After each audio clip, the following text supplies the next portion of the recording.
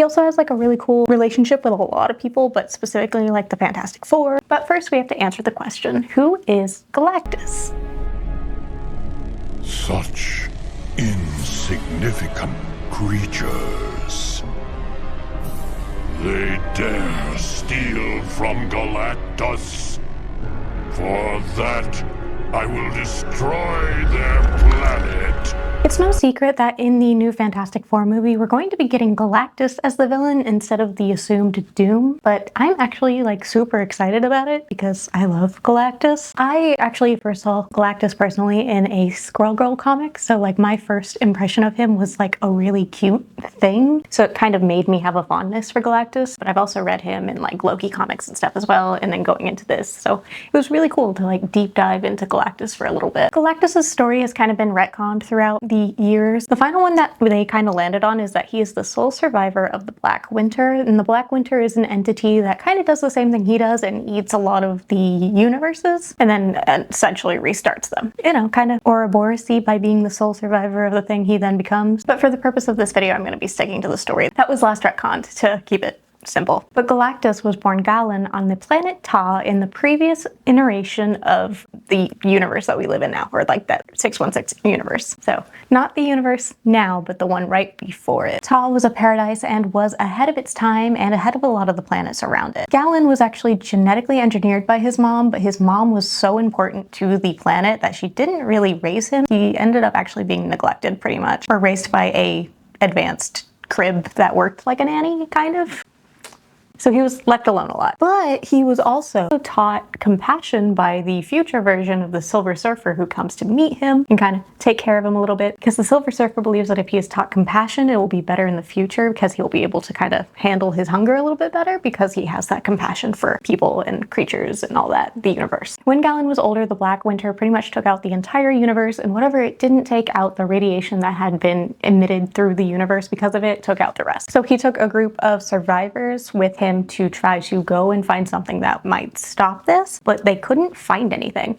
So kind of as his last ditch effort, he was like, so, well, everything else is dying. Let's take this like opportunity we have to die gloriously, and drove into the cosmic egg in the center of the universe, and everybody on his ship died except for him. But he was then met with the sentient version of that universe, which is the 6th universe, who like gave its essence to Galen and then created Galactus. Does this make him a Celestial? Not really. They do have the same kind of creation thing where the Celestials were made after the first iteration of the universe, and he was made after the 6th, and it was this like bigger being making smaller beings, but he's not technically a Celestial because the difference that Jack Kirby and Stan Lee wanted to make, he's not a bad guy, he's never been a bad guy. Jack Kirby and Stan Lee have pointed out that he was never actually ever supposed to be evil, and they kind of based it off the myth of like Zeus and Hercules, or Heracles. If he is Zeus, then like his heralds will be Heracles, but he's not a bad guy, and I think that's kind of the differentiations between the Celestials, especially because the Celestials go to planets to test them, so they pick out their heralds, which are called Celestial hosts, and they leave and they like let the planet keep going for a while, and then they come back and judge them, and if they don't pass the judgment, they get rid of them. Well, Galactus just goes and eats what he needs to survive, and he was asleep for a little while, and he was kind of like floating around the universe, and one of the Watchers saw him and was like, I should probably take that guy out, but I'm gonna stick to my oath and just kind of see what happens, so I guess that guy can go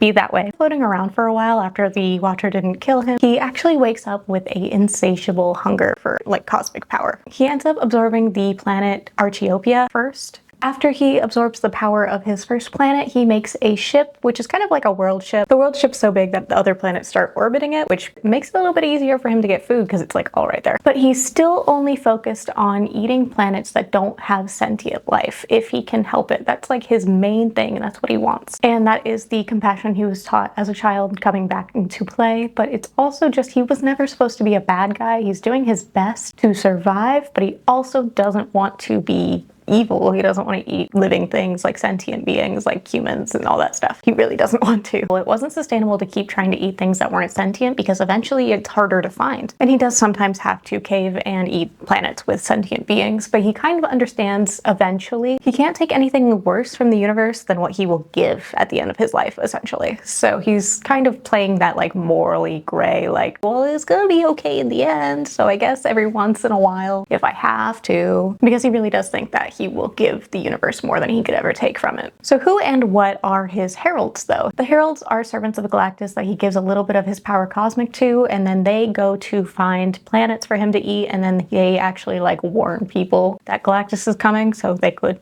get off the planet, so he could just eat the planet and then they could just go somewhere else. The most recognizable herald would probably be the Silver Surfer. The most recognizable herald would probably be the wow, brain. The most recognizable herald would probably be the Silver Surfer. Obviously, this insatiable hunger makes him an enemy to a lot of people, including Earth. During his final attempt to consume the Earth, he was actually like dying. He hadn't eaten in so long, and this had never happened to the point where he was like actually dying. But as he is dying, he is actually given new life by Reed Richards, who is using Mjolnir to do so. And because Reed Richards spared his life and actually like helped him out, he vows to like never touch Earth ever.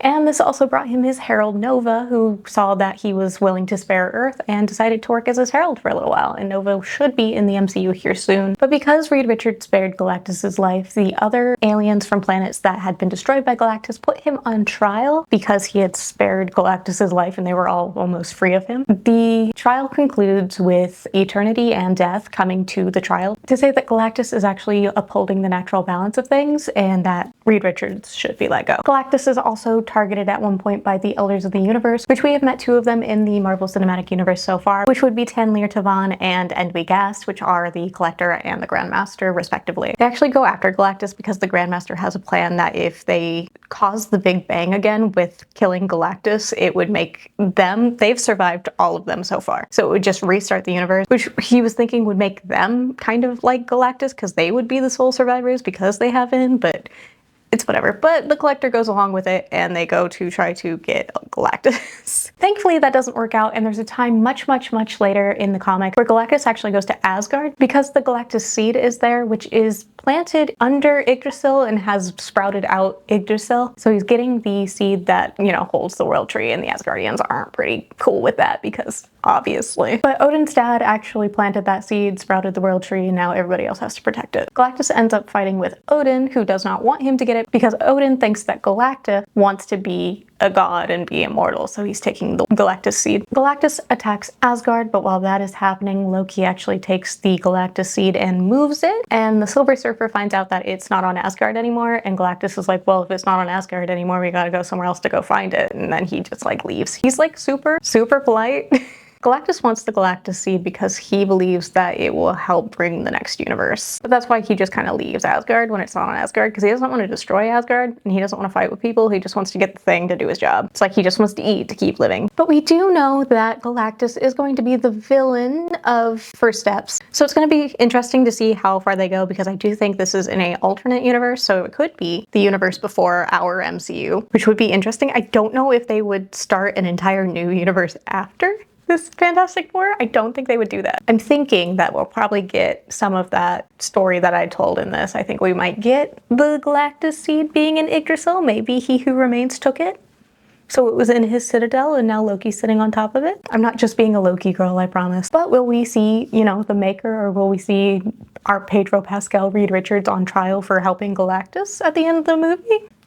Is the alternate universe the reason why RDJ is going to be Doom, and then we'll get a different Doom down the line? Who knows? It's an interesting thing having Galactus in there. And I don't think, like, are they going to start a Big Bang and then just restart everything, and then that's why we get Doomsday, because it's a whole new universe and just it all implodes on itself? I don't think they would, but what if they did? I think it would make a lot of people mad, but it also would be so bold. Who knows? Who knows? Who knows? That's just food for thought. But if you like this and you want to see more like this, please leave a comment down below and like and subscribe and hit that bell notification so you can know when we post some more things. And let me know if you are seeing this after the trailer drops. What are you most excited for in the new Fantastic Four movie? Let me know. And I will see you guys next time. Stay geeky. Bye.